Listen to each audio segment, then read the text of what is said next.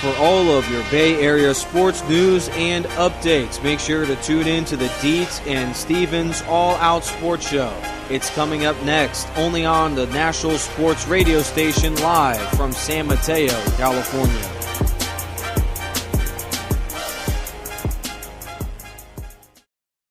Hello everyone and welcome into Deits and Stevens All Out Sports Show. And Steven, the Niners beat Jacksonville 42-10. Are you kidding me? It's not really a shocker. The Jaguars are officially the worst team in the NFL, and it was probably predicted and it was already foreseen. From week one, the Jaguars were going to be terrible. Oh, no doubt in that game. I mean, that was just all control. Especially the Niners just came out of nowhere. The 28-0. Then Jacksonville gets 28-3, but the Niners just keep on coming back and forth in that game. But at the end, they win it, and great game from the Niners. But let's go on to MLB first. Let's cover that. The World Series, Red Sox tie up the series 2-2 as they won tonight 4-2. Johnny Gomes with the big home run. Steven, what do you guys say about Johnny Gomes, your man from California, Petaluma? Yeah, the NorCal boy, Petaluma. Johnny Gomes comes up big. And Johnny Gomes was not even supposed to start in Game 4 due to Shane Victorino's back injury that's been bothering him throughout the entire season, going back all the way to May 12th when he hurt his back against the Toronto Blue Jays. Gomes was able to have the opportunity to go left field. Nava moves to right. Nava was replaced Gomes in Game 3, so Nava goes to right and replaced by Victorino, and Gomes goes to left. But Gomes comes up huge in a big-time mark. Tie game 1-1. Something needs to happen. And in the postseason, one pitch can make or break the entire season, the entire game, the entire series.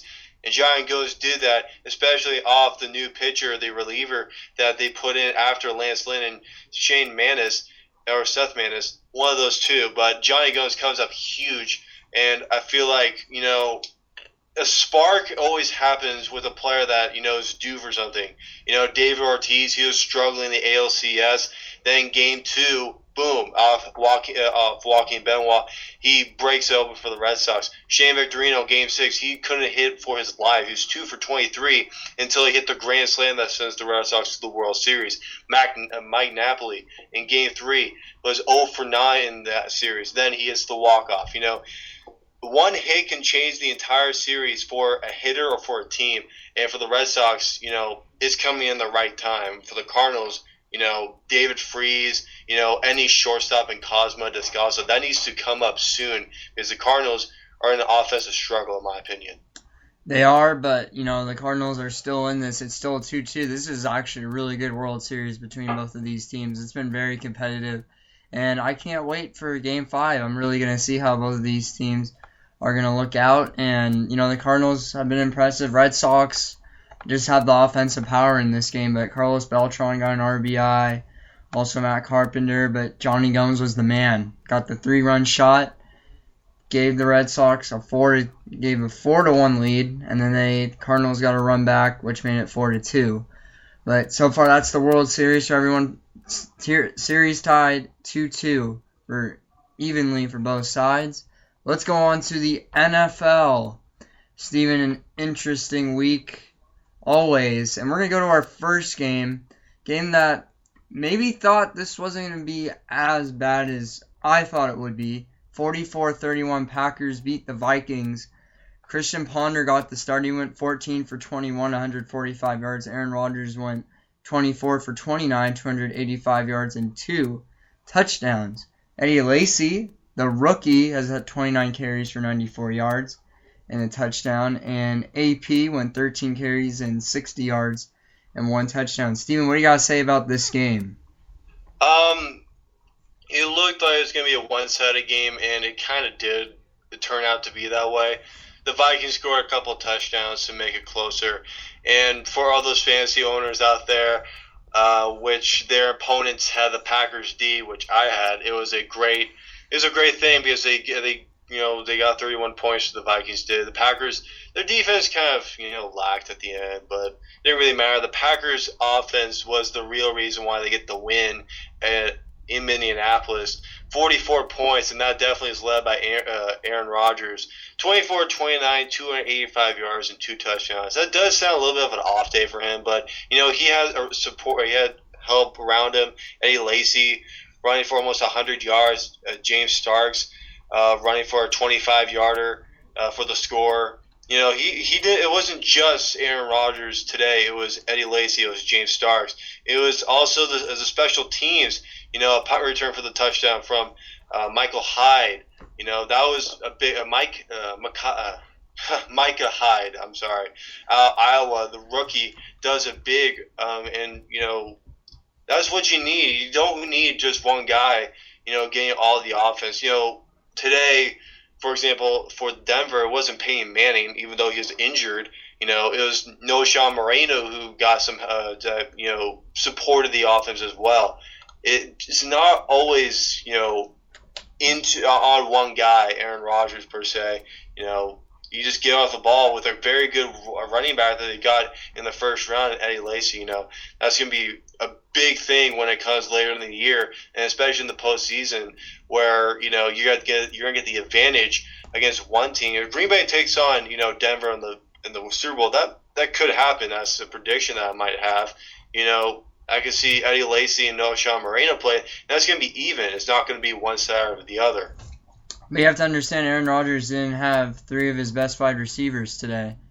That was a struggle for him, but he got to Jordy Nelson with 2 first-half touchdowns. And I'm really impressed with Aaron Rodgers. He can make any wide receiver look good. It's kind of just like Tom Brady in a sense. Tom Brady can make any wide receiver look good. That's why Aaron Rodgers is considered one of the best QBs in this league. He is probably the best quarterback in this league, no doubt. This is one of the best QBs I've seen in the game. And he throws... one more thing, Robert.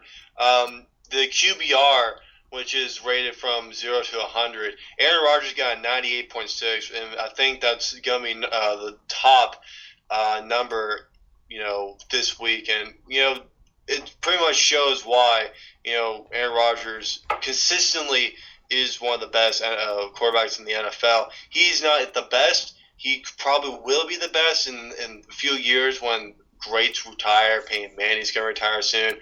Tom Brady's going to retire soon. And then when those 2 are gone, it's going to be Aaron Rodgers. It's going to be, possibly Andrew Luck over the years as he grows maturity grows in his NFL career.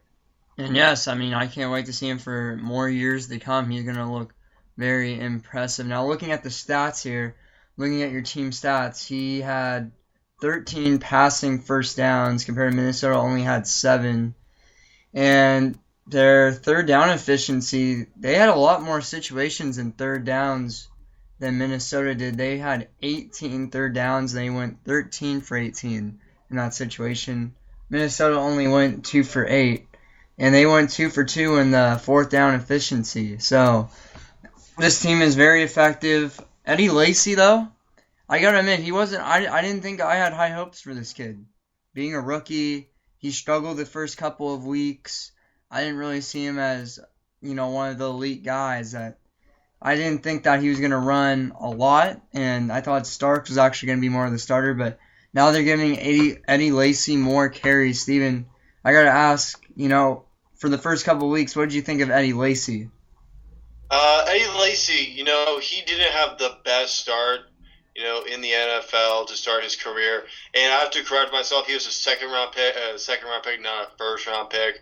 But, going game by game, he's getting better and better. He had that concussion that took him out for a week from Merriweather of the Redskins. That was kind of a cheap shot in a way. But, playing against Detroit, bouncing back after, first sitting out a week, then the bye. Detroit, 23 carries for 99 yards. A big game against Baltimore. Surprisingly, the rookie breaks out against one of the best defenses in the NFL in Baltimore. 23 carries for 120 yards. And that's his only 100-yard game so far. He's done well in the last. I think he's coming off that injury. It's not why the injury. It's the bye week. I think getting yourself back in shape. Getting kind of getting more comfortable playing the game, around him, not making it so difficult on himself, and just following his block, and that's why he's having so much success. And in my opinion, he's a Rookie of the Year candidate, in my opinion. I don't really see any other rookie really surprise me in any way, shape, or form. You don't think Geno Smith has impressed you? Geno Smith has impressed me, but he's a leader of the Jets, it seems like. It's a good decision right now. It didn't seem like a good decision to start him in terms of Rex Ryan. It didn't seem like the best idea week 1. But now as the week's gone on, it's starting to look like, hey, this could be a good decision. Even though they got absolutely smashed by the Bengals. They only had 3 field goals, and that was like only 9 points. Cincinnati blew them out by 40.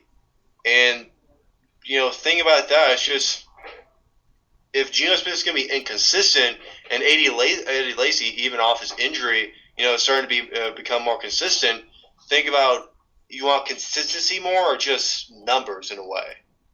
You want consistency more, but especially if you want to improve if you want to look good your rookie year, you got to have the numbers. That's what you got to have that first year.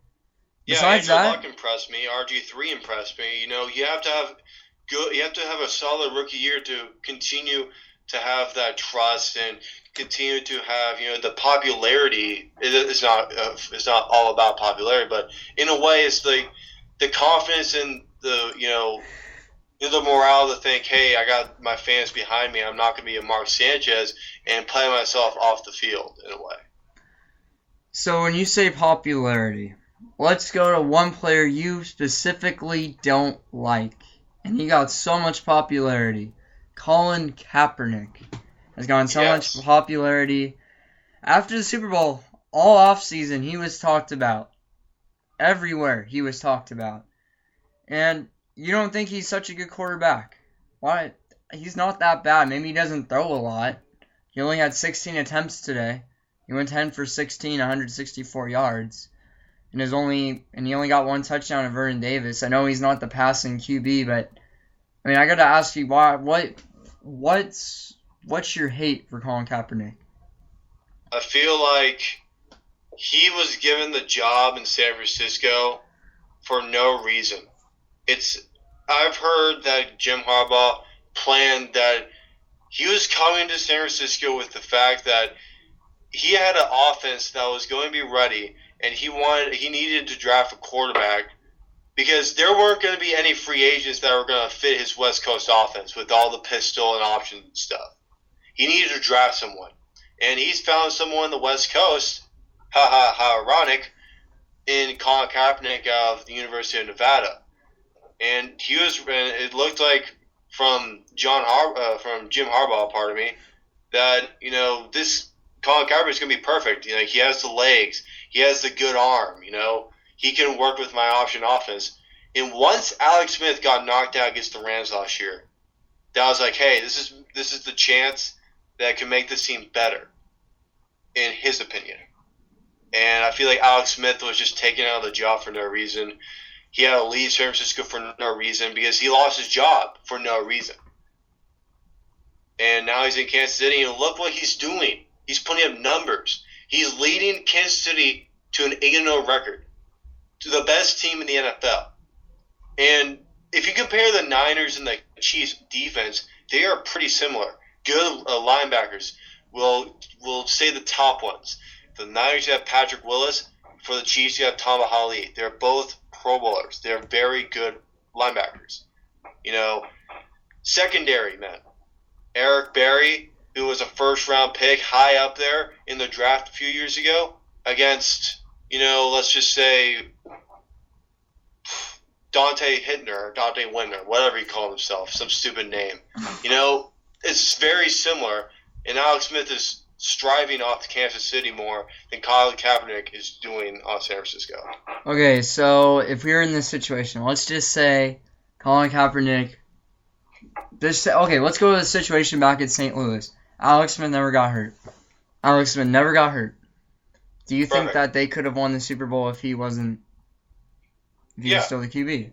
the week before he got injured, he was numbers wise, he was perfect. He had like 2 incompletions, like 280 yards and 3 touchdowns. Like, he was literally on fire. He knew what he was doing. Like, he was in like the middle of the season hot streak, and it was more than just a hot streak. It was like flame on, Fantastic Four, flaming hot, like on the streak. And right when he got injured, it was off because he didn't get the opportunity again. Okay, but it's also not Colin Kaepernick's fault because it was Jim Harbaugh that had to make that decision. Harbaugh's fault. I'm not saying that it's Colin Kaepernick's fault. You shouldn't like Jim Harbaugh made the decision, but Colin Kaepernick, the way that Colin Kaepernick is doing things now, I'm not a big fan of the read options. That's a college football thing. It is not to be in the NFL. Philadelphia runs like nobody else, with Chip Kelly. Jim Harbaugh's doing now in San Francisco. Oh yeah, and the same thing. I gotta point something out. At Stanford, he did not run the West Coast offense that he runs in San Francisco. He ran a pro-style offense. That is the reason why he was selected to become an NFL head coach.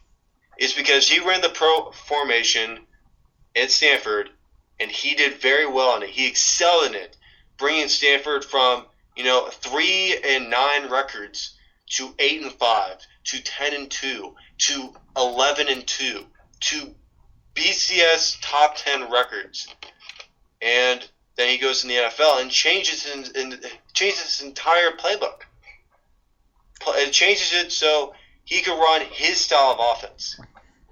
And, sorry to be Colin Kaepernick and, fit that formation, but Colin Kaepernick is not the answer that San Francisco needs. Alex Smith was the reason. He was just getting fitted into San Francisco. Okay, because he had all the struggles in the first, 5 or 6 years. He had 5 different offensive coordinators, and he got snubbed. Are you done? Yes, I'm done. I'm sorry. I was Are you ranting. Done? Okay. You know what? You haven't gave Colin Kaepernick a chance, first of all. He hasn't had a full season yet. He's already on the bright lights in the... You're done. You're done. It's my time. It's my time. I'm sorry. Colin Kaepernick has not had a full season yet. Do you know how hard it is with a new QB just to get them in the system and everything? I understand that he's struggling. The Niners are still 6-2. Seahawks just have 1 loss right now. I look at both of their schedules. Have you seen it? They only play the Saints. 49ers play the Saints. And then we play the Seahawks at home. Now, the reason that we could actually maybe win this, or the Niners can win this, I'm just a fan. Sorry, I didn't meant to say we, but the 49ers, if they can win the rest of the season, they could beat the Saints, and they could knock off the Seahawks. And hopefully the Seahawks get upsetted somehow. Colin Kaepernick, okay, maybe doesn't throw for over 200 yards. Maybe he doesn't fit the pocket passing scheme you like, but it's been working. It's been working a lot of the games. Maybe against Seattle, he didn't do very well. Against Indianapolis Colts at home, he didn't do very well. So far, it's only been 2 games he's lost all this year. Besides that, the Niners are on a 5-game winning streak right now. I don't think he's been doing that bad of a job at all. I understand that now the running game has really dominated this Niners offense, especially with Frank Gore and Kendall Hunter. Kendall Hunter had a great game today. Frank Gore did too. He had 2 touchdowns. And only Colin Kaepernick had 1. I understand that I don't consider Colin Kaepernick maybe the captain of this team yet. I consider Gore as the freaking captain of this team because he's got 2 touchdowns, he runs the ball a lot, and it seems like the running game is where the Niners go. I understand that Jim Harbaugh maybe made a mistake, but he still have made the playoffs twice, and he's only been an NFL coach 2 years. And if he makes playoff 3 years, I don't think that's a bad coach right there. He made maybe the QB decision wrong, but he still made the playoffs. He still made the Super Bowl. He lost. He's going to learn from that. And you gotta wait until Colin Kaepernick. I know Colin Kaepernick lost in the Super Bowl as the QB. I know Alex Smith only got the 1 year being in the playoffs, and that was against the Giants, and that was disappointing. That was awful. But it's just you just gotta give. How about just give Colin Kaepernick this one season to shine, and if he shines. Because this Niners team is a Super Bowl caliber team. Everyone has been saying it. 5-game winning streak. We're one of the hottest teams. We're the second hottest team right now, behind the Kansas City Chiefs, of course, because they're 8-0. I think Colin Kaepernick still has a shot with this team. He's not that bad of a QB. He doesn't throw that many picks. I'm done.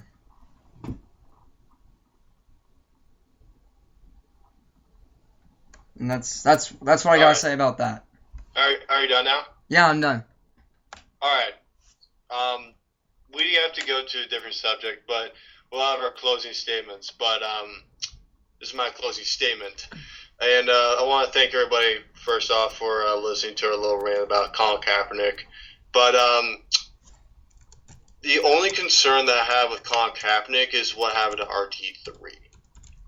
Colin Kaepernick, he's not that bad. I don't like him, but it's not because, I'm not blaming him for,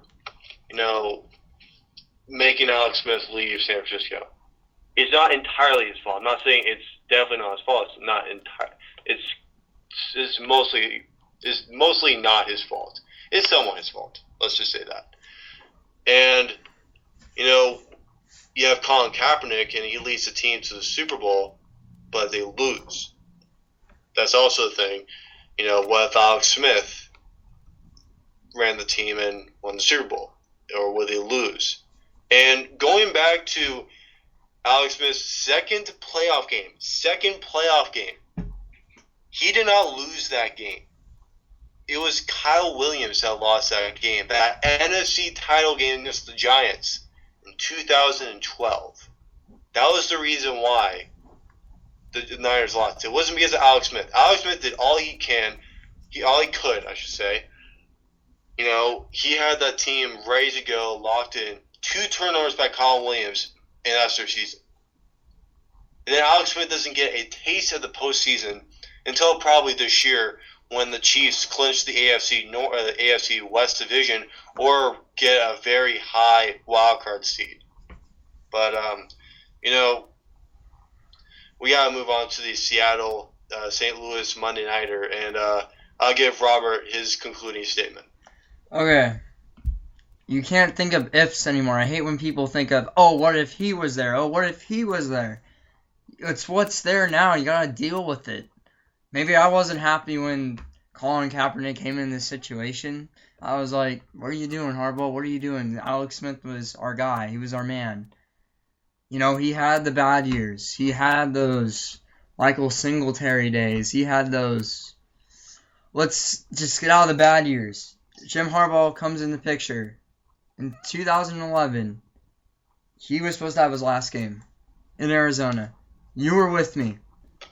That one last game that Alex Smith was supposed to play. Michael Singletary got fired that week before. So they used an intern. They had to use I believe, assistant head coach. And they won that game. They still won it. And, jeez. Well, okay, Steven, refresh my memory. Who was the other QB that year? We had Alex Smith and someone else started. He only won like one game though. I'm trying to remember. But it was 2011. Right.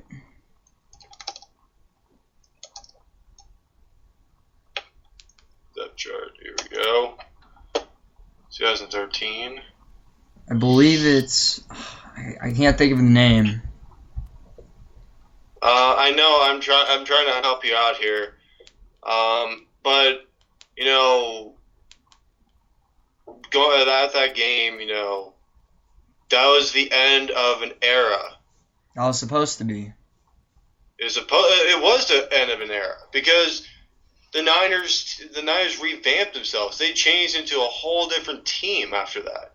That's true. And that last game, you and me thought, wow, this could be the last time they might stink.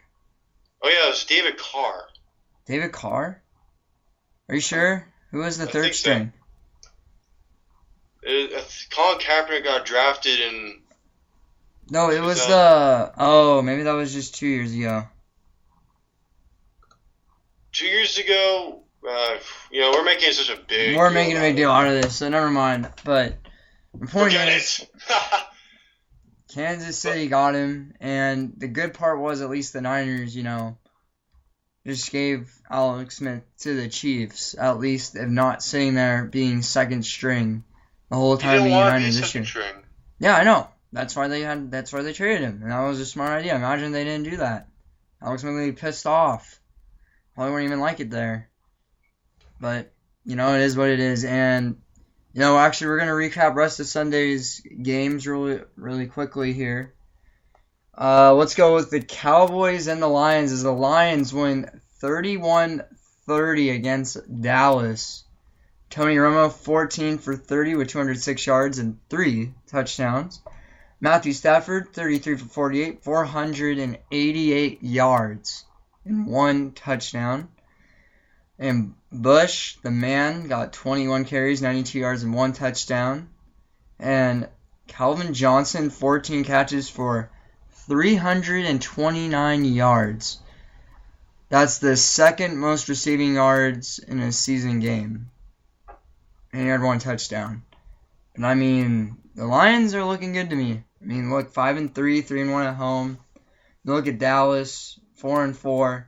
Dallas looked pretty good too. This team fought hard against Denver. But Steven, just a quick recap. What did you think of the Lions versus Cowboys? Dallas versus Cowboys was very disappointing in my opinion. I felt like Dallas had the game the entire way. Having a 13-7 lead going to the fourth quarter, and then the shootout begins. Dallas scoring 17 points in the fourth, Detroit scoring 24, which is ridiculous. A wild fourth quarter. Tony Romo, he's starting to heat up in the second half. Des Bryant, he did have a good game even though Calvin Johnson just put up a crooked number. He just shoved it into Des Bryant's face that, hey, I'm the best wide receiver in the game. Des Bryant early in the week with a little controversy about, hey, I'm the best one, and, even though there's Calvin Johnson in the picture, I'm still the best. Des Bryant got 2 touchdowns. He only had 72 yards. Calvin Johnson put up the second most points in a single game. That's pretty ridiculous, and that proves a statement, and Detroit eventually won. But I feel like Dallas had the entire way. But some plays go your way, some plays do not go your way, and I feel like that was the way for Detroit. And Matthew Stafford did a great job leading the offense out of the field and getting that QB sneak in for the touchdown. Let's go to the next game. Cleveland versus Kansas City. As Cleveland, heading into Arrowhead Stadium with the Chiefs riding a 7-game winning streak to start the year, and Jason Campbell, now the starter in Cleveland, taking over Brandon Whedon. He does not do enough to get the Browns their 4th win of the year. They get their 5th loss of the year. So the Chiefs improved to 8-0 with a 23-17 victory. Alex Smith leading the way, 24-36 for 225 yards, 2 TDs, no interceptions. The Pro Bowl rusher over there in Kansas City, Jamal Charles, had 18 carries for 74 yards. In Cleveland, he had Willis McGahee, 9 carries for only 28 yards. Lack of rushing there. But the receiving came from Cleveland from a great performance by Jason Campbell as he went 22-36, 293 yards, and 2 touchdowns. Josh Gordon was the leading receiver in Cleveland, 5 catches for 132 yards. Off one, especially from a flea flicker that happened with a give off to McGahee, a toss back over to Campbell, and a strike over to Gordon for the touchdown. His lone touchdown of the game for Gordon. And Robert, how did you feel like this game went? Did you feel like Cleveland, with Jason Campbell, the veteran, now at the starting position at quarterback for Cleveland, had any possibility of an upset at Arrowhead? I mean, they didn't do that bad. I gotta admit, the Browns still stuck with it. I think they should stick Jason Campbell as their starting QB right now, but no, the Chiefs are too hot right now. Chiefs are 8-0 right now. That's awesome. I can't wait for this team to maybe go 16-0. We don't know, but I can't wait for Week 11. Denver Broncos versus the Chiefs. That will be America's game of the week. Maybe game of the year. Either one. But, I think Jason Campbell has a good shot being this Cleveland starting QB for now on. Brandon Weeden isn't. I've had no faith in Brandon Weeden. He's like 28. He's an old guy. Jason Campbell, he's had years experience. He was behind the Bears for a while. Comes to Cleveland, gets a good start, gets 2 touchdowns. Gets 293 yards. That's pretty impressive. But, Alex Smith's performance is always done well, gets over 200 yards in passing. McCluster got 7 catches for 67 yards with 1 touchdown. And Bo and McCluster have really, stepped up to the plate, and it's good that Alex Smith has a lot of weapons for this Kansas City Chiefs offense. Their defense is phenomenal as well. But let's move on to the next game. Let's go. The Patriots overcome a shaky start to beat the Dolphins. 27-17, Jeremy Schnell's team. Man, that's unfortunate for Jeremy Schnell. I mean, that was good for the Dolphins. I mean, a good first half. 17-3. But, I mean, everything fell apart in the second half for the Dolphins. Steven, what do you got to say for Miami? Did they just really fall behind in that game? This is similar to Dallas. They had the advantage, 17-3 going to halftime. That's a pretty good lead, especially when you're in Foxborough. Take the advantage, but they didn't, giving up 17 points in the third quarter, making it from a 14-point deficit to a 3-point lead heading into the fourth. And then a simple 3-yard run by Stephon Ridley pretty much seals the deal for New England. Tom Brady, he's the highlight of the day for me, and not in a good way. Miami did a good job. Ryan Tannehill had an okay game. He had 2 touchdowns. He also had 2 picks. Lamar Miller, surprisingly, he's been with a lot of controversy in that running back position in Miami. Maybe splitting the carries with Daniel Thomas, who actually had a receiving touchdown in the game. But Lamar Miller just told the coaching staff to keep at the starting spot. 18 carries for 89 yards. Even though it doesn't sound like a lot, that's a pretty big game for Lamar Miller. But the highlight for me, like I said, Tom Brady. He has been of a struggle this year, not getting over 200 yards, mainly because he doesn't have any wide receivers. But he's starting to get his wide receivers back, and it seems like he's not even getting better. Today, he went 13-22 for 116 yards, a TD, and a pick. His receivers, Dobson, Gronkowski, Amendola, Brandon Bolden, Julian Edelman, Campbell Tompkins, those are receivers that New England wants to be on the field, that wants on the field. Amendola, he's not 100%. Gronkowski, he's probably not 100% either, but they're still out there as great targets. He's still not taking advantage of that. And I don't know what Brady's doing, but it's a concern for New England. Great, you got the win. You're 6-2 now. You're 4-0 at home. That's what you're supposed to be at right now. But I'm concerned about Tom Brady. I don't know what he's up to. Maybe Belichick is kind of like lowering the load that Brady is supposed to have. 37 carries for New England today is a lot more than 22 attempts by Brady. So that's my concern. That's a problem. That is a problem. We're gonna bring in. Let's go to the next game. Buffalo against New Orleans. It looks like it's going to be a blowout. The Bills, led by Thad Lewis,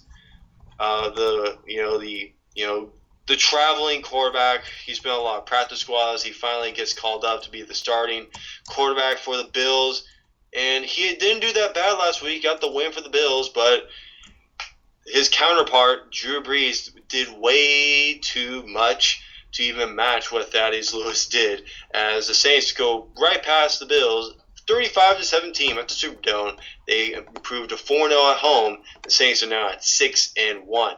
Drew Brees ends the day 26-34 for 332 yards and 5 touchdowns. Thaddeus Lewis, 22-39, 234 yards, a touchdown, and a pickoff. Robert, what do you have to say about this game that from the very beginning it looked like to be a one-sided game going to the Saints? No, the Saints just look impressive, and the Saints, of course, getting this big win over the Bills. That is Lewis. Man, he got 22 for 39, 234 yards and a touchdown, but Drew Brees went 26 for 34, 332 yards and 5 touchdowns. That's amazing for me, and Drew Brees has always been one of the best passing QBs in the league. But I want to bring in Nick Rice, our NFL analyst. He is on the line right here. And Nick, how's it going? Going pretty good, Robert. Thanks for having me on, man. How you doing? I'm doing good, dude. And, we're covering the Saints and Bills. Nick, I bet you watched this game. How did Drew Brees impress you today? Well, Drew Brees is nothing short of fantastic, and he certainly showed that. The Bills can get on top of you early, but their defense isn't set for 4 quarters to stop a guy like Drew Brees. And coming back from a disappointing loss last week to New England, it could have been a trap game, as the Bills are obviously not the caliber that the Patriots are, especially as far as record is concerned. But at the end of the day, in the Dome, it was too much for Thaddeus Lewis, who hasn't even seen a whole lot of playing time this year. And it just seems like the offense for the Bills is at least one step slower than the Saints. And how about Kenny Stills? He's really come onto the scene, Robert, this year, catching 2 touchdowns today. He's a fantastic wideout to complement the abilities of Marcus Colston. Yeah, and Stills really, I didn't really think he was going to be a big target for Drew Brees, but he had the 3 catches for 129 yards and 2 touchdowns. Kenny Stills has really impressed me over these last couple of weeks, and he had a big game today, so I really can't wait to see what he does for this Saints squad. Now let's go to the next game here. We're going to go to the New York Giants as Brown kicks 5 field goals as the Giants beat the Eagles 15-7. Steven, what do you think of this interesting game? Really just no touchdowns for the Giants. It is a weird game, but I'm gonna talk about the Giants game in just a second. But I want to bring up again Kenny Stills, what Nick brought up. I remember him from his Oklahoma days. He was going to be, a first-round pick. But I think that he had an ACL injury in his senior year, dropping him from a first-round pick to a 5th-round pick, 144th overall in the draft. And now he's starting to show what he showed with Landry Jones over at Oklahoma. He's doing great. Drew Brees is really like him, and supposedly the Saints organization is having high hopes for him, even though they also have another wide receiver, a rookie named Nick Toon from Wisconsin. He's a high prospect, but it looks like the Saints are going to stick with Kenny Stills and have a little more priority with Stills than with Toon. But Stills with a great game, I have to say. Becoming Brees, one of the top wide receiver in Brees' core, that's a big thing. But going back to the Giants-Eagles game, that was a weird game. The Giants, coming off their first win of the year against the Vikings on Monday night. Josh Brown providing the entire offense for the Giants, and the Eagles surprisingly very slow. Michael Vick, getting injured once again with his hamstring, and then Matt Barkley coming in, really slowing down the offense, in my opinion. That's why the Philadelphia offense really never got going, and they didn't have an offensive touchdown. Najee Good had a 2-yard fumble return for a touchdown, and that was it in the 4th quarter. And that's a concern for Philadelphia because they're now going down to 3-5. They're losing ground in the NFC East. The Giants are coming back up. The Redskins, 2-5 right now. They're going down. The Giants are going to be coming back up because they've been on streaks before, getting off a little bit of a schneid and getting on a streak. I can see the Giants being 6-7 in about, let's say, 5 weeks. I can see that the Giants could be a contender if the NFC East starts to become a little bit shaky. But let's go to the next game now, as we are talking about the New York Jets and the Cincinnati Bengals, even though Andy Dalton had a huge game, it was not A.J. Green that was the main receiving target that had the big game. A.J. Green had 3 catches for 115 yards. He had no touchdowns. But it was another wide receiver that had the bigger game. Marvin Jones had a humongous game, 8 catches, 122 yards, and 4 receiving touchdowns on the day. Obviously, that is huge. Marvin Jones, his second year out of the University of California at Berkeley, he was a 5th-round pick last year, and, he had a lot to say. 8 catches, 122 yards. Last week, he only had 6 catches for 57 yards. A very big target in just this one game, as the Jets could not handle the Bengals 49-9. Andy Dalton, 19 for 30 for 325 yards, 5 touchdowns, and an interception. Since Nick Rice is on the phone with us online, I have to say, Nick Rice, it wasn't A.J. Green that was the spotlight in this game. It's Marvin Jones. What was your reaction about his much bigger performance than A.J. Green? Well, it's obviously frustrating being a Bengals fan, the fact that Cincinnati is so inconsistent now. The offense is clicking at the right time and at the right year, because it has been all Baltimore and Steelers in this division for the last, it looks like, a decade plus. So now that this tide has seemingly turned to now Cincinnati being the leader of the division, they need to start winning games against their own rivals, against their crosstown rivals, being the Steelers, Browns, and Ravens. Right now, the offense, as you can tell, can get it done, because they now have Jermaine Gresham to go along with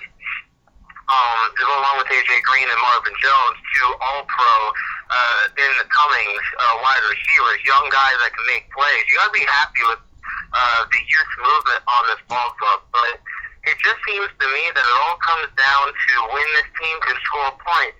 This is a potent offense, because you mentioned at the beginning of the year, this offense was really quite lethargic, and this Bengals team looked to have another mediocre season. Now, we'll see how the offense does the latter part of the year, but right now, if the offense plays like this, look for the Bengals to make some hay, not just to make the postseason, but also have a first-round bye.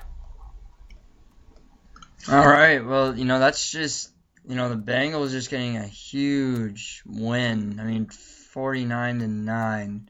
That was a big blowout, but there's also another blowout that we didn't talk about, and let's go to the 49ers in Jacksonville in London. 42-10. Niners win by 32 points. And that was a good game. Wow. That was Good game for you, Robert. Well, that was a good game for the Niners.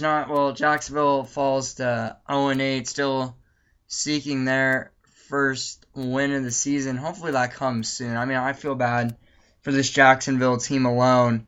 But Frank Gore manning it out for 2 touchdowns. And Colin Kaepernick got two touchdowns as well. He got 2 rushing and also just 1 passing, so he had 3 today. And that was just a blowout for the Niners. I don't know what else to say about that game. I do feel bad for Jacksonville that they can't get a win, and especially when you're in the red zone and they had the 1 shot to get Brown. Chad Henne misses the opportunity, and it could have been at least 42-17. This game could have maybe a little bit closer, but you just saw the 28-0 come up on the board immediately. But, Steven, I'm going to go to you on this game. And I know we're both big Niners fans, but how do you think this game, and I know this is Jacksonville. I know we're talking about Jacksonville. I know we're talking about 0-8.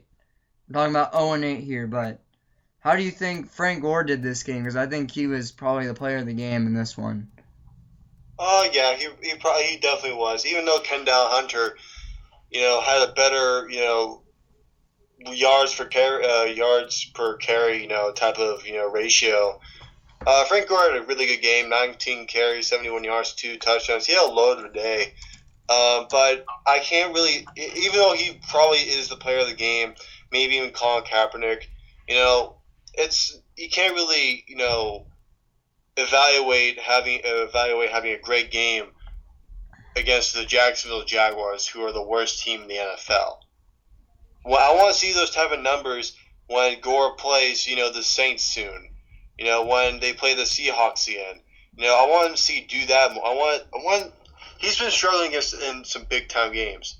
Like first game of the year against the Packers, didn't do a lot. Second game of the year against the Seahawks, did not do a lot.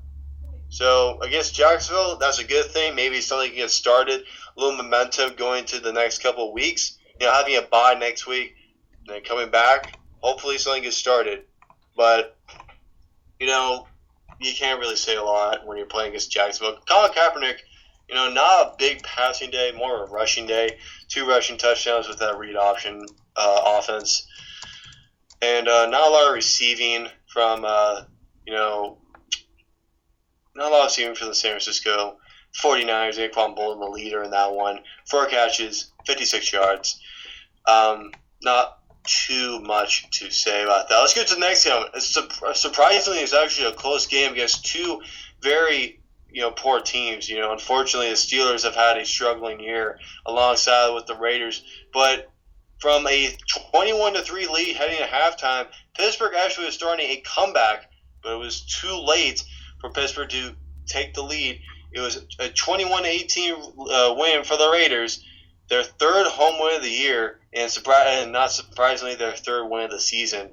So they're 0-3 outside of O.Co Coliseum. For the Raiders, they improved to 3-4. Terrell Pryor didn't really have a good game at all. 10 for 19, 88 yards, 2 picks. It was his legs. It was his feet that was the reason why he led the Raiders to a victory. He had 9 rushes for 106 yards and a touchdown, including a 93-yarder for a score. Darren McFadden, 24 carries, 73 yards, 2 touchdowns. He was an impact player in this one as well. On the Steelers side, Ben Roethlisberger was sacked 5 times, as he was 29 for 45 for 275 yards, a touchdown, and 2 interceptions. For Pittsburgh, Le'Veon Bell, 13 carries for only 24 yards, though he did get a touchdown. The leading receiver for Pittsburgh, Emmanuel Sanders, 7 catches, 88 yards, a touchdown. Let's go over to Nick Rice. Nick, it looked like an unfortunate game for one side or the other. It looked like some team was going to run away with this because these 2 teams are not that good. But, how surprised were you when this game was starting to get close, especially in the 4th quarter? Well, for the Steelers, you can't win that way. It's been for years. It's an issue. The offensive line has just been, they always seem to put the blame on the running backs and on Ben Roethlisberger for holding it too long. But at the end of the day, it's just this offensive line is not very good. They've had to deal with injuries, including, in my mind, Mike Pouncey, one of the best up-and-coming centers in the league. He's always seemed to be on the injury report. In my mind, it just, for the Steelers, they just have not drafted well the last few years and have not provided talent to complement the old veterans that are leaving this ball club. There have been a lot of veterans on both sides of the ball on those lines in the trenches, offensive, defensive line, that have departed over the last few years. So, in my mind, the Steelers just don't have the firepower to make the playoffs, which is good news for the Bengals, because now it just seems to be a 2-horse race between a team like the Ravens that you got to expect there's going to be a second-half ball club due to the fact that they have so many new starters that are beginning to play much better than when we first saw them on the opening game of the season. And then also, for the Bengals, it seems to me like their offense can just compete with the Ravens now. With the fact that their defense is just not as good as we thought they were. Looks like the Bengals, given that they come through and beat the Ravens, should be well on their way to another playoff berth. So, in my mind, I'm very happy for the Cincinnati team that finally seems to get together. Let's believe, guys, it's just been way too long since the Bengals have actually got it done in this division. It always seems to be so close, but in the end, they just can't get it done. That's why they they have no success in the playoffs over the last decade and a half. They have not been a good team in the postseason, even when they get there. Hopefully this year for that Cincinnati fan club, things can change up there in Cincy. And the Bengals have been really impressive this year. Andy Dalton has been a very consistent QB, and he just had a game against the Jets. Touchdowns, man. That is a huge mark. I mean, he's finally getting it going. That offense is finally clicking. They are, and he's Marvin Jones. I didn't even hear that name until today. He really came out of nowhere. But going to the Raiders and Steelers, that was a good game. Good game for the Raiders. It was at home, and they're 3-1 at home. And their fans are crazy, but wow, that was a good game for them. They really need to get one out and get a win. Even though Terrell Pryor still isn't considered a really good QB for me. But let's go on to the next game. Let's go Broncos and Redskins, as Broncos score 38 points, and the Redskins are sinking there. So it was 7-7 going in the half, and Redskins did have the lead. It was as in the third quarter, Redskins got 14 points. Broncos only got 7, but Broncos were on a tear in the fourth quarter with 31 points. And let's go to Peyton Manning's stats. Of course, they're going to be amazing. 30 for 44, 354 yards, 4 touchdowns. And go to RG3, 15 for 30, 132 yards and 1 touchdown. And Steven, I'm going to go to you first on this game. Broncos, what was the fourth quarter? They just came out with 31 points out of nowhere. Do you think, what sparked that offense in the fourth quarter? I don't know. Their offense really wasn't clicking the first half. In the third quarter, Wells Walker for 6 yards. That was it in the entire first half. That was a bit of a surprise by me. A 7-7 tie against a 2-4 team for the Redskins. Come on, son. And then the pick six from Manning. That's surprising. It's starting to look like heading to the fourth quarter that the Redskins could have an opportunity to pull off an upset away from home. But I was really surprised that the Broncos would just pull away from this. Joel Dreesen, 1 yard pass for a score. No Sean Moreno, who's actually done pretty well for the Broncos in terms of rushing this year. Being the second option around Peyton Manning. Then Demaryius Thomas having a great year, and then Dominique Rodgers-Cromartie with a pick six. So I felt like everything was sparked.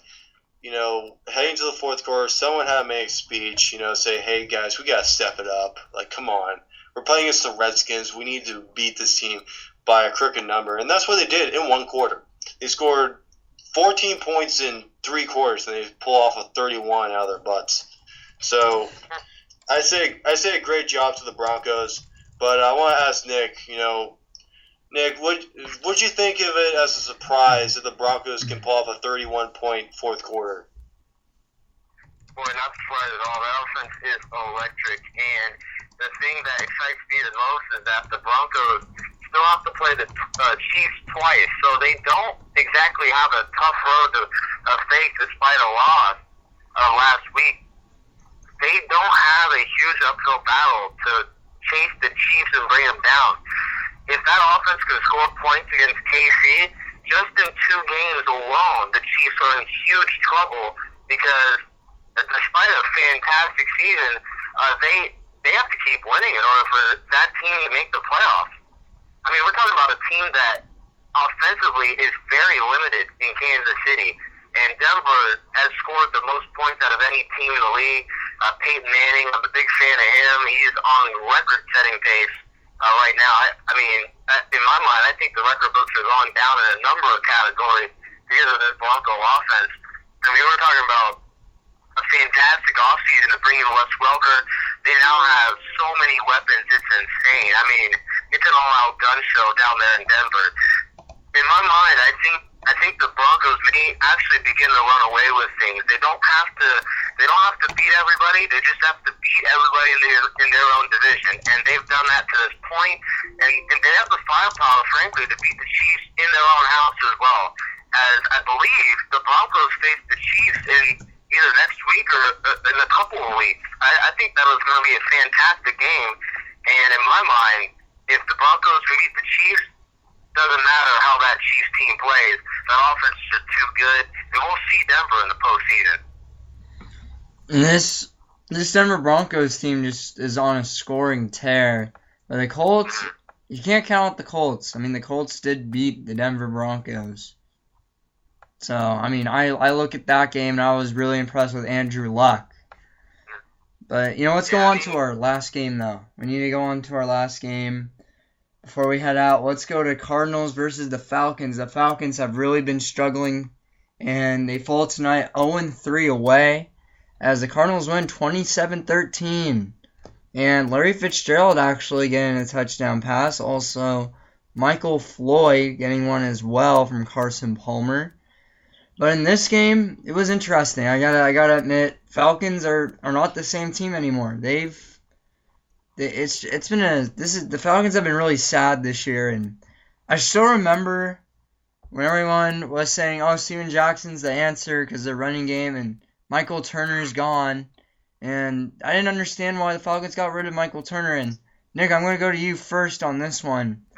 What do you think of the Falcons? I just need to know your honest opinion. I know Julio Jones is hurt, and I know Rodney White didn't play either, but what do you think of this Falcons team? Yeah, teams really need to take notes of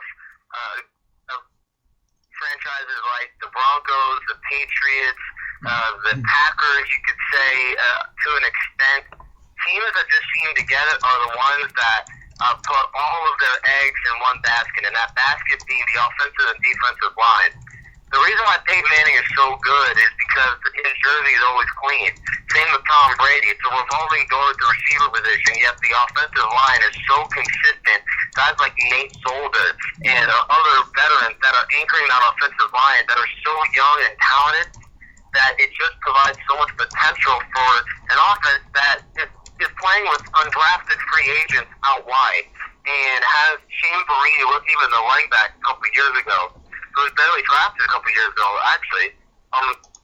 So for a team like Atlanta that for years has drafted to improve its skill positions, that's not going to win at the end of the day when your offensive line is giving up as many sacks as they are. And I did not see the point of not signing back John Abraham in the offseason. He led your team in sacks. There was a viable unit on that defensive line. If you don't sign him back, even the most modest of contracts, and now he's making plays for his new team. And in my mind, I think Atlanta, if they had the offensive and defensive line set, they would be a Super Bowl contending team. They're just an offensive and defensive line away. And look at Miami, guys. Also, the reason why they aren't running away with that division is just one thing: the fact that they give up more sacks than they do points. I mean, it's just appalling. It all comes down, guys. At the end of the day, we talk about quarterbacks, talking about the fact that these receivers are putting up monster numbers. I mean, just look at the Detroit game earlier today. But if you don't have the offensive line, you're not going anywhere. At the end of the day, it begins and ends with the guys up front. So basically, I mean, I'm just saying, guys. I mean, if Atlanta gets their offensive line set, I think they have a shot, but not this year. I mean, the NFC South is won by those Saints by far and away. It's won by that team. Maybe next year, guys, but not this year for Atlanta. Yeah, this Falcons team, and they just really struggled pretty much like all season long, and I just don't see them winning. I just don't see them.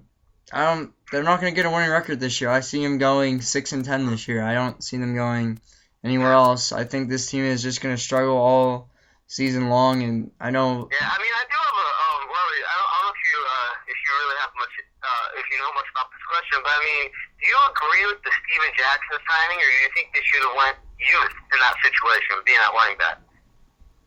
Wait, okay? So if they went with. He's been injured a majority of the year. Do you even think they should have signed him? Because he's getting old, and that running game is not working. I would have rather kept Michael Turner than Steven Jackson, though. I mean, sure, it was fun. Oh, we signed Steven Jackson. Our running game is going to be good. No, it's not going to be good. Michael Turner has been there. He's been reliable for you, and he wasn't that bad last year. I don't know why Michael Turner doesn't even have a job right now. He should have a job somewhere. Absolutely. I'm a little sad about that.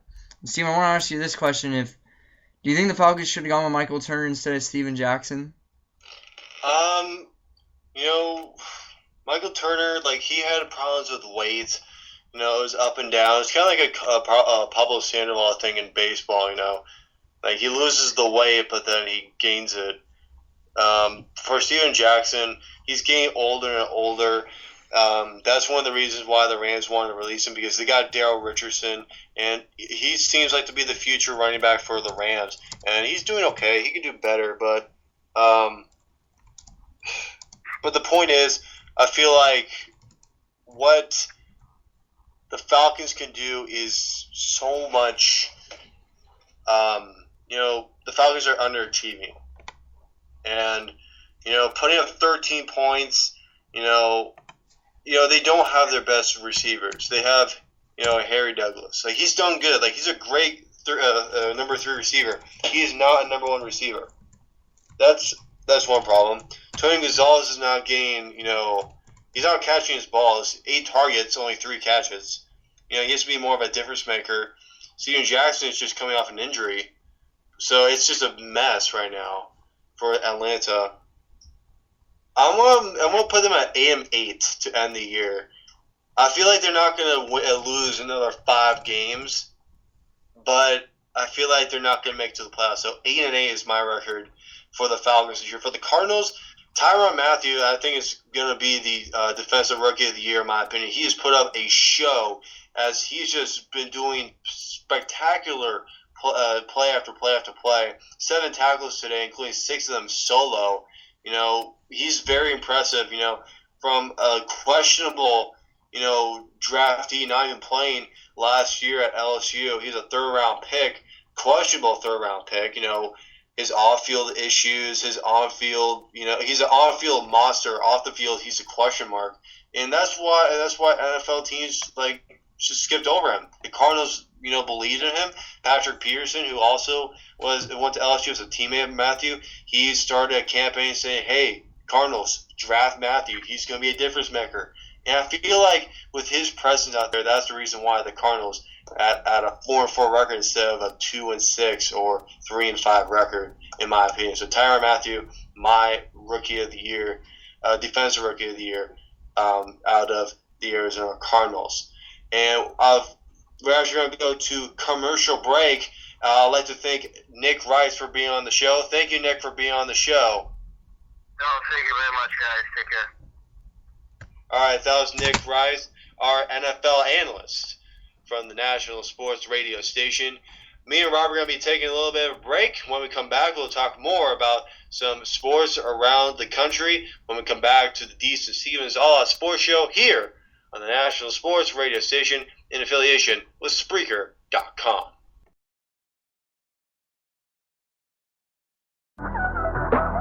Your presentation of the Deits and Stevens All Out Sports Talk will continue right after this.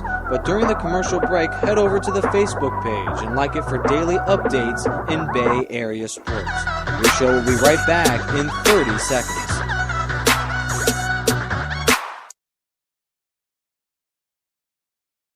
Hello and welcome back to Deits and Stevens All Out Sports Show here on Spreaker.com.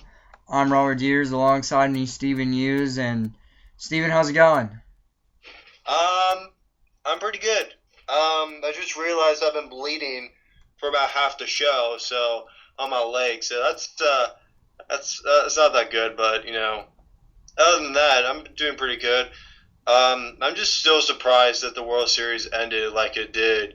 The pickoff by some guy I've never heard of before, Colton Wong. Come on, son. You can't make your name in the World Series by getting yourself picked off to end a game. That's just sad. Especially when you have Carlos Beltran up the plate, who can just in one swing tie the game. Come on. He's about to come on son of the week or the year. if the Cardinals lose the World Series, I'm going to blame him partially. Because what if? You're not a what if guy, Robert, but what if Carlos Beltran just came up big? Came up big and hit a home run to tie the game. And then David Freese, out of no reason, just hits a home run. He's like 1 for 12 in the World Series right now. He just hits a mammo. And the Cardinals up 3-1 instead of tied 2-2 going to Game 5. So, Robert, how are you doing today? You're looking happy on a Sunday. Well, I'm glad the Bay Area is doing well in sports. I mean, we got the Sharks going well, 9-1-1. And we got the Niners got a big win today and a 5-game winning streak. Raiders got a win. Maybe not the best win, but they still got a win. A win's a win, everyone says. And, earlier this week, Tim Lincecum got signed, 2-year, $35 million. Glad to have Tim Lincecum back, even though I think the Giants paid a little bit too much. But besides that, I mean, I'm doing pretty good. I mean, I'm glad Bay Area sports is going well, and I'm glad football has been going well too. Some really good games today. Especially, I was actually watching the Dallas-Detroit game, and that was really intense. That was the best game I've probably watched in a while, but the most memorable game I'll ever remember was in the playoffs, 49ers and Saints. Oh, yeah, definitely. I have to say that one of the biggest, I think one of my favorite games so far this year, as we're actually at the halfway point, we're kind of at the halfway point. We have a 17-week regular season. We're at week 8 right now, heading to week 9. So let's call it the halfway point. My favorite game this year right now, Broncos and Cowboys. What a shootout that was. That was incredible. Going down to the end, Peyton Manning just outdueling Tony Romo for a tight victory. And the next week, Broncos lose to the Colts. Or I think that went that way. But the Broncos, it looked like the Broncos were unstoppable. But, one team brought them down to life, and it was Andrew Luck. I mean, that's what I would probably say. I say the Colts and the Broncos were probably the best game I've seen all year long. That was one of the best games, that I probably ever seen in a while. But no one can ever argue, I don't think, Niners and Saints. That was like the most intense fourth quarter I ever watched. But correction, actually, San Jose Sharks are 10-1-1. They are first in the Pacific Division. Go Thomas Hurdle, by the way. Hashtag Thomas Hurdle is going to be one of the best. Repeat, one of the best NHL stars you're ever going to see. And he's still young in his prime.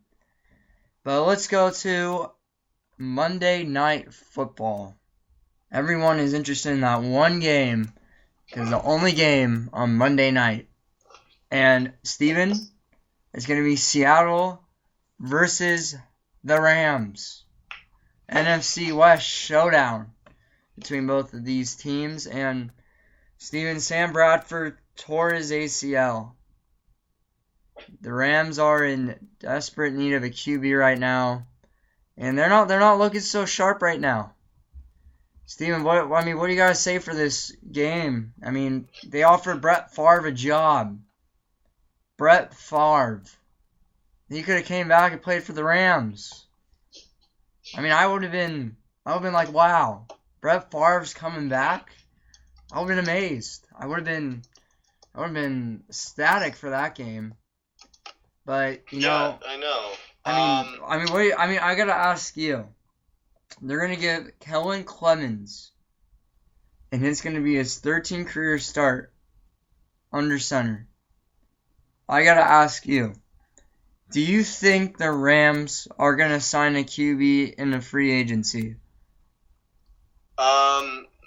In free agency, I don't know. It's kind of hard. There's no. Look at this list of free agents that are from the quarterback position. There's not really any really true one you can get. You can get Matt Leinart, whatever. You can get him. You can try him out. You also got Byron Leftwich. Those are the two only guys I can see. But you know, I didn't feel like it was the right choice to even think about contacting Brett Favre on a job. I don't think Brett Favre wants to, come back to the NFL. I feel like he is perfectly fine and content in staying in, where he wants to be now as a high school coach and supporting his family. But in this game, I'm just going to make a prediction right now. Seahawks beat the Rams 27-13. Colin Clemens does okay. Dale Richardson carries most of the offensive load for St. Louis. The defense does a little bit to stop Seattle, but Seattle's offense is a little bit too much. Marshawn Lynch goes for just below 100 yards with the touchdown. Russell Wilson has a pretty good game. He has like 250 passing yards, 3 touchdowns, and two touchdowns. Seahawks get the win, and they improve to a pretty good 7-1 record. And they continue to have a 1-game lead over the San Francisco 49ers. Robert, what do you got to say about Monday night against the Seahawks and the Rams in this NFC West showdown? Well, Rams are, of course, going to lose because Colin Clemens is not going to do very well under center for the Rams. Darrell Richardson is probably going to be, bringing this team with maybe even close. But if I had to predict, I would probably go 27-14. 27-14 would be my predicted score. And, it's going to be interesting. I know Percy Harvin's still not back, but he's going to be back. He's going to be back soon. I can't wait for Percy Harvin to come back, but that's not going to be good for the Niners. That's not going to be good at all. I mean, Doug Baldwin and Golden Tate have done really well this year for Seattle with most of the receiving yards in this one. Doug Baldwin has 22 catches for 360 yards, averaging 16 yards a carry for 1 touchdown. Golden Tate with 27 catches, 346 yards, and averages 12 yards a catch for a touchdown. Marshawn Lynch is going to be a man. He's going to beast it out. He's probably going to get 2 touchdowns, and I bet Russell Wilson's probably going to throw for 1 at least. And then maybe a couple of field goals to settle in for Seattle, but I just wish the Rams didn't have to, Sam Bradford's their franchise QB right now, but I just don't think that it wouldn't be a bad idea just, bring in Brett Favre just to come in and say, hey, we just need you for this season. Can you come and do the job? I'd be like, bring him in. What's the worst thing he can do? Have a losing record? Colin Clemens, I don't think would do as much better, but that's just my opinion. But I think Brett Favre would have been an energetic guy to bring back to NFL just for one more season and play with the Rams. I think that would be a fun season. I know the Rams are 3-4, but I'm looking at this matchup. It doesn't look that bad as Seattle averages 27 points a game. St. Louis averages 22 points. And, the road record looks better for Seattle. Seattle, of course, they're 6-1. They're probably going to be 7-1 tomorrow night. But this team only has 1 loss on the road, and that's it. So far, this Seattle team is pretty hot. The Rams team is just an average type of team. Their division record's 1-1. Seattle's 2-0. And Russell Wilson... everyone says that Russell Wilson's such a smart QB and blah, blah, blah, and I don't think he's that good, Steven. I look at Colin Kaepernick, Russell, I look at all the QBs in the NFC West right now, and they're not very good. I don't think they're elite yet. What do you think? If you had to debate which is the best NFC West quarterback, who would it be? Let's include Sam Bradford, just for the heck of it. Sam Bradford is not good enough, so it's between Wilson or Kaepernick. It's kind of hard to say. It's kind of like a coin flip for me. Literally, heads is Wilson, tails is Kaepernick. It's heads. Wilson barely gets an edge. Wilson is pretty good. they're the same thing. They rush, they run. They have great arms. But Wilson, as of right now, is leading the best team in the NFC West, so I'll give him the advantage. Like, Colin Kaepernick is good, but I still hate him. Don't get confused that like, hey, he's good, but I like him now. But Colin Kaepernick, I hate him, but he's good. He's good, I have to say. But Wilson, well, he's leading an offense that is pretty legit. Plus, he's got a defense that's has a slightly, higher, advantage in a way than the Niners need. What do you think, Robert? If I had to say, I'd probably pick. Man, I give it to Russell Wilson because he's had more experience so far, but I also really like Sam Bradford. And Sam Bradford's been a good QB. His team stinks, but besides that, he hasn't been such a bad QB the last couple of years. He's been a consistent QB. I know you're shaking your head there, but he hasn't been that bad of a QB, Steven. He hasn't been that bad, but I'll give the nod to Russell Wilson because, he's got the years experience. He's been doing really well this year, and it's just that, he's more of a reliable guy, so I'll go Russell Wilson with the nod and being the QB. But, we're going to, we had our predictions for Monday Night Football. We're going to end out the show here. Steven, any last words before, we end it out? I want to thank God for this opportunity to do another show. Praise the Lord. Hallelujah. I want to thank Cameron Sadeghi, who is not even here right now, who is not even on the show, and he's a good guy. Shout out to him. I want to thank Jason Gerline. I wasn't able to tell him that the Dodgers suck, but the Dodgers suck. Shout out to Jason Gerline. And lastly, I want to thank Spreaker.com for their commitment to great radio quality in America and around the world too. But okay, that was my little funny joke. I can see Robert just laughing his ass off. I'm sorry.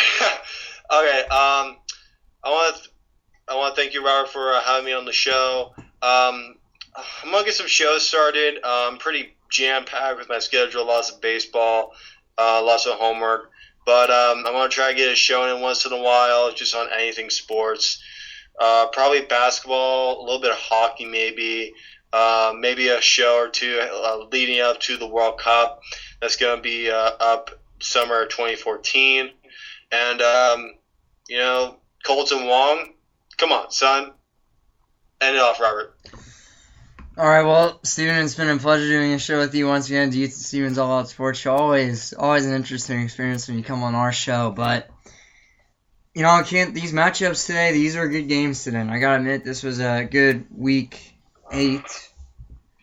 And I can't wait to see what the rest of the NFL season brings us to. Will the Chiefs go 16-0? I hope so.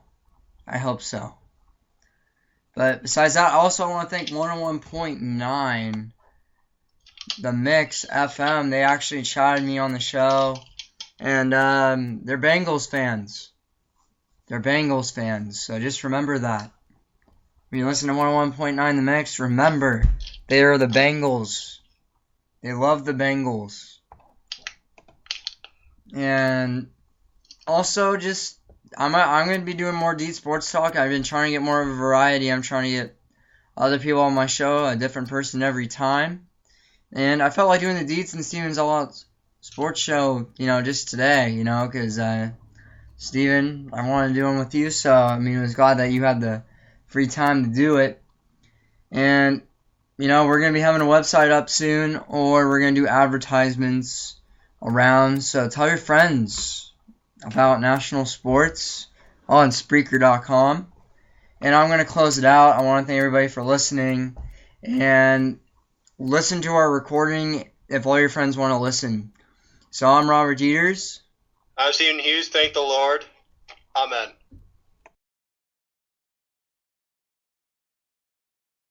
Closed captioning editor brought to you by the various music distributors across the United States, along with the National Football League and NFL Film. This has been strictly an educational purpose only, and zero profit has been made through the distribution of this audio. Thank you for listening to the Deits and Stevens All Out Sports Show. Stay tuned for more presentations live from national sports, including an all-new episode of the All Out Sports Show coming up next week. This has been another presentation of National Sports.